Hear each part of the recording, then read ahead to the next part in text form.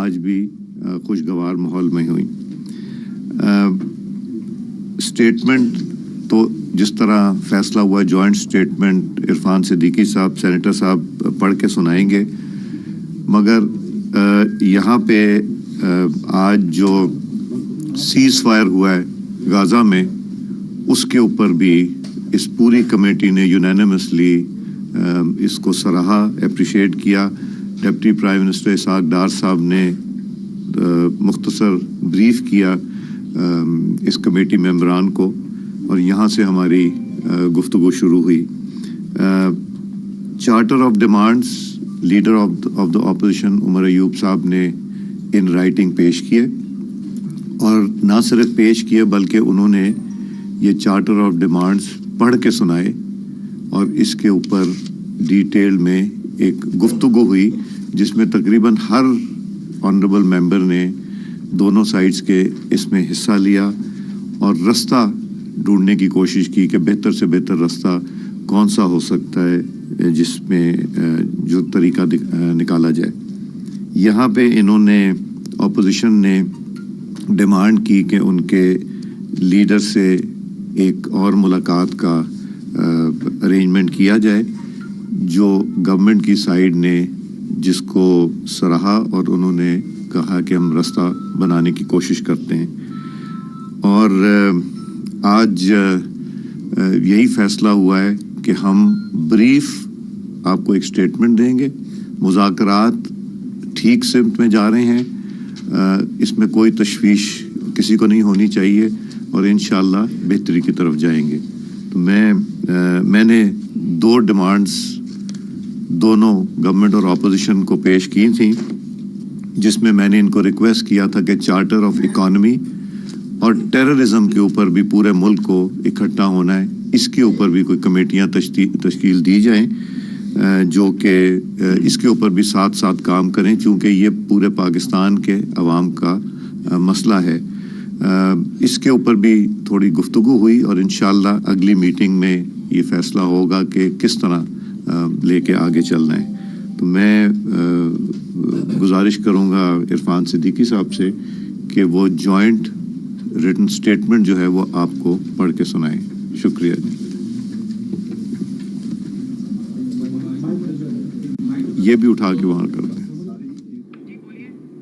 Speaker قومی assembly سردار Ayaz صادقی news conference آپ ملاحظہ کر رہے ہیں. انہوں نے کہا کہ حکومت اور اپوزیشن کمیٹیوں کے درمیان مذاکرات خوشگوار ماحول میں ہوئی ہیں، اور جبکہ مذاکرات درست سمت میں آگے بڑھ رہے ہیں. انہوں نے کہا کہ ان مذاکرات کے اجلاس میں آغاز میں غزہ میں جنگ بندی کے معاہدے پر بھی خوشگوار حالات میں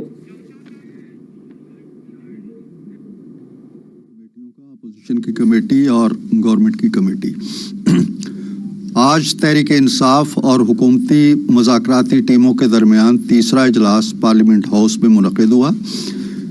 تحریک انصاف اور اپوزیشن کی طرف سے جناب عمر ایوب خان، جناب علی امین گنڈاپور، جناب اسد کیسر، صاحبزادہ حامد رضا، سینیٹر علامہ ناصر عباس اور جناب سلمان اکرم راجہ، اور حکومتی کمیٹی کی جانب سے نائب وزیر اعظم جناب محمد اسحاق ڈار، سینیٹر عرفان صدیقی، رانا ثناء اللہ خان، جناب راجہ پرویز اشرف، سید نوید قمر، ڈاکٹر فاروق ستار، جناب محمد اعجاز الحق، جناب خالد حسین مگسی اور جناب عبدالعلیم خان نے شرکت کی.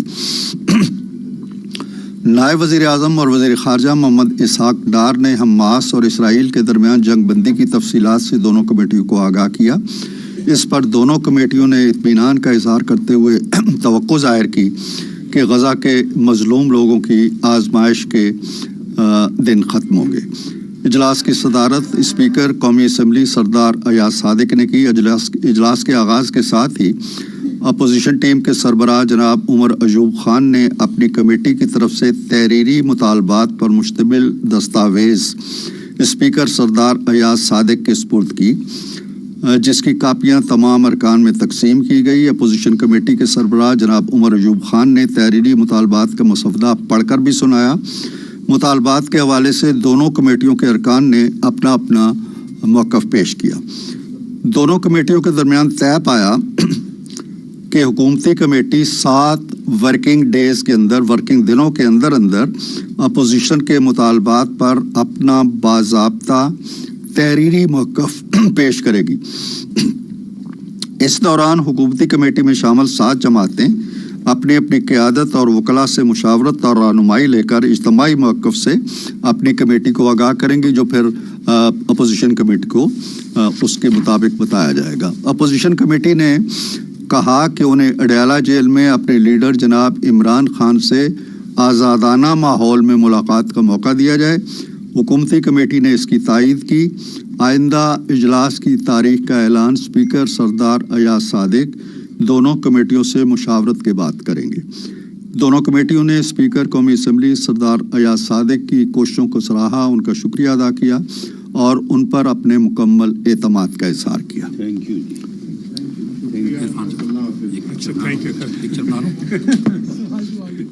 सेनेटर इरफान सिद्दीकी इजहार ख्याल कर रहे थे। उन्होंने इस तमाम इजलास की जो तफसील है वो पेश की। उन्होंने कहा कि अपोजिशन कमेटी के सरबराह उमर अयूब ने तहरीरी तौर पर चार्टर ऑफ डिमांड पेश किया और पढ़कर भी सुनाया।